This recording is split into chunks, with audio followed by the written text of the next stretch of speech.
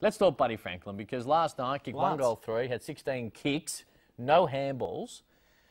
In the second quarter, again, he threatened to bust the game open. There was a couple of times. And Terry Wallace today on radio, which I thought was with you. Well, but I believe that he might have been off playing the pokies at the Croydon Hotel when Terry Wallace made the comment that he said. Did have 1 hour where I just was MIA. Okay, well, for that hour, some part in that hour on SEN Radio today, Terry Wallace did say that he believed it was the most selfish he has seen Buddy Franklin. Wow. Okay? A couple of those shots outside 60. Oh, plowy boy.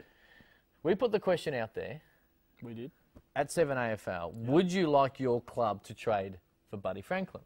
Now, before we get to those responses, where do you think Buddy Franklin currently sits when it comes to how he's playing, how he's helping the team, and where he's going to go, considering he's still got 3 years after this one of that huge deal that he did when he crossed to the Swans? Well, currently the way he's playing is not up to $1 million standard.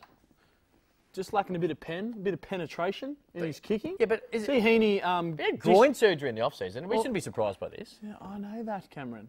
I'm just explaining and describing the way that he's playing at the moment. Heaney dished one off to him last night off 2 steps and he didn't make the distance.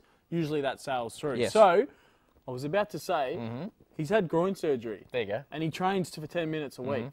So, will he get better? Is he going to be able to train 2 days a week during the season? Or are we going to get the Buddy Franklin that trains 10 minutes for the next 3 years and is 33, 34 and 35 leading into it? Yeah. Having said that, I'd probably pay him $1 million to come to my club. So this is the point. Not my club. Okay, Sydney, Spotty. he's by far Sydney. So I've taken all the cash already. Sydney can only win if Buddy plays well. Okay? Yeah, the only time Buddy have even threatened this year, he played around 15 minutes of scintillating footy against the Dogs and then nearly stole it in the fourth quarter. He played pretty well against Adelaide at different times in round 2. He was pretty good last week against Carlton, although Carlton had some injuries in the second half that probably hurt. And really last night when Sydney were on top in the second quarter, Buddy was threatening to tear the game apart. So you're a yes? You're a yes man? Buddy's in the best 22 in every single team in the comp. Oh, no doubt. Right? So where would you want him to go? How dangerous would he be at Collingwood? I don't want him to go anywhere. I'm not suggesting that Sydney should trade him. Now, this Mason Cox fanaticism that you keep going, you will do anything to get Mason Cox out of the Collingwood forward line. Now you're recruiting Buddy Franklin just so Mason Cox I'm just pointing goes back out, to Texas. Before we get to this, Mason Cox and Buddy Franklin, the way that Mason Cox plays his footy, you know what happened in last year's grand final? Similarly. When he spun around, well, Mason Cox had a good third quarter and turned around. He had no one inside 50 with any size to kick it to.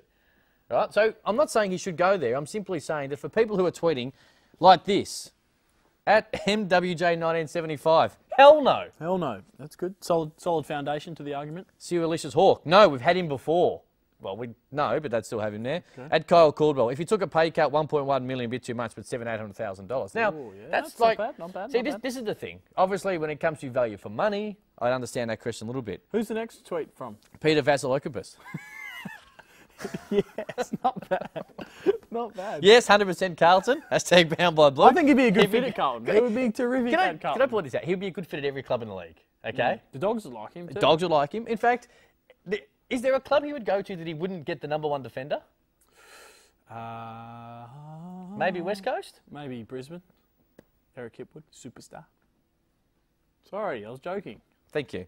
Hard no. He'd play knee for the Lions, says that Queensland sports fan. Oh, there he is. Queensland sports fan. Okay, Queensland sports fan who we love, but calm down, brother. You've won 3 good games and you're fun to watch, but if Buddy doesn't fit inside the forward 50, I'd be stunned. And who wrote this, says the AFL Playground podcast. Now, what's that bit there? Why is that black? I think because Marcus must hit the wrong button. Mark. What I will say, like I get that you don't want to go out and get Buddy at 1.3, 1.4. I understand that, no, we're okay, and there are teams who are in the premiership window who don't need him to win a flag, but he's in the best 22 in every, right?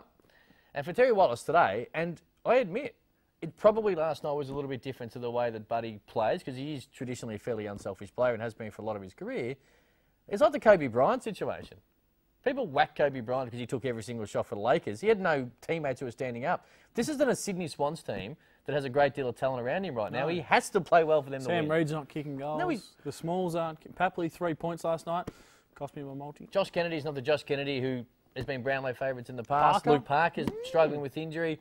The McVeigh. This is a different Sydney team. So Buddy needs to be more selfish because it all lives and dies on him. Correct. And for people who would say that they wouldn't have him at your club, give me a spell. All right.